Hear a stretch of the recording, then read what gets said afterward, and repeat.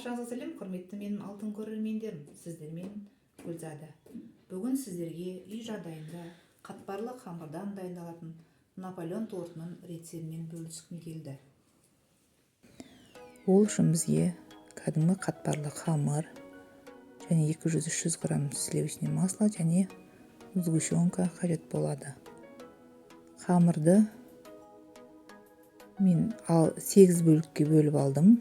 7-8 бөлікке бөліп, осылай суалалап, барлығын дайындап аласыздар. Оны мен әдемелеп, оны сеуіп, дөңгелек формаға кетіріп, барлығын жайып аласыздар.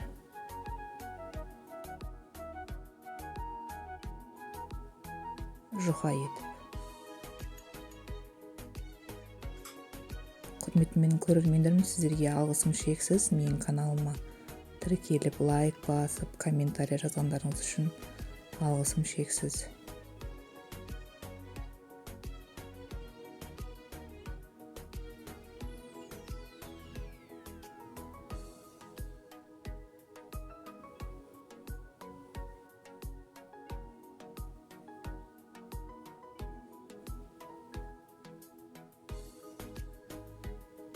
Осылай жайып аласыздар.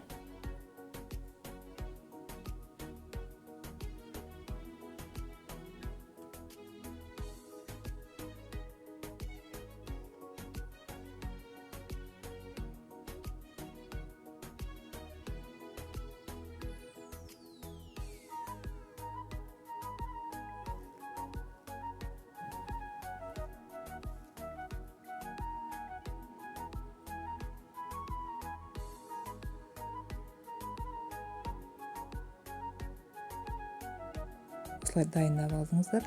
Барлығын жайып, қызып тұрған пеште 3 минут, 4 минутқа пісіріп аласыздар барлығын. Енді бөлме температурасында тұрған сары майға сгущенкамызды араластырамыз. Сгущенканы ыстық суға салып алсаңыздар, сұйық болады. Екеуін жақсылап араластырып, кремін дайындайтын боламыз.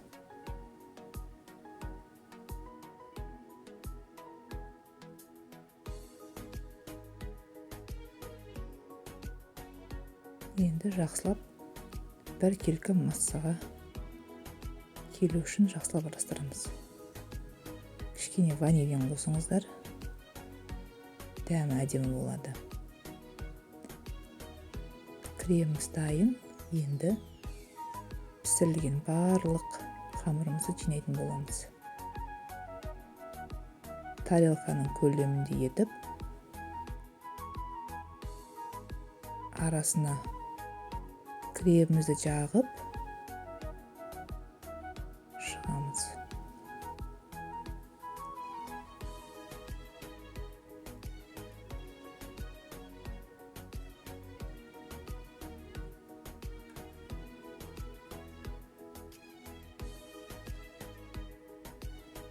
Өте оңай, әрі тез дайындалатын болады.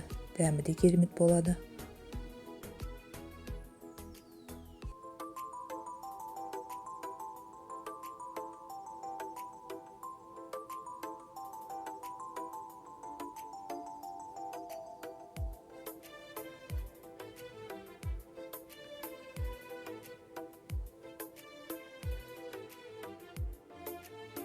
Барлығын арасына крем салып жағып шықтық. Енді тарелканың көлемінде етіп, артық шеттерін кесіп тастаймыз.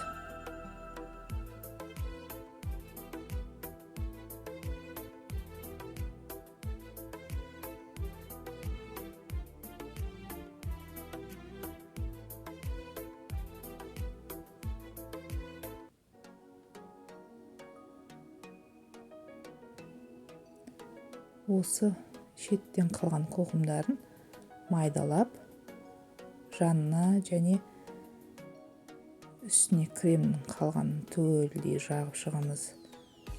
Сосын осы шетінен қалған қиындыларды майдалап бетіне және жан жағына жауып қоямыз.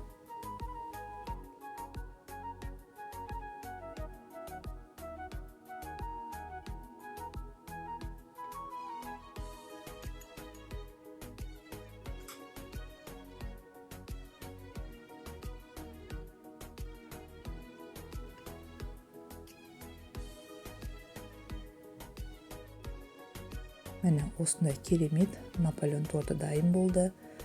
Жасап көруге кеңес беремін. Өте дәмді. Холодильникке салып, мұздатып қойсаңыздар болады. Кремі сіңіп дайын болады. Барлықтарыңызға ас болсын.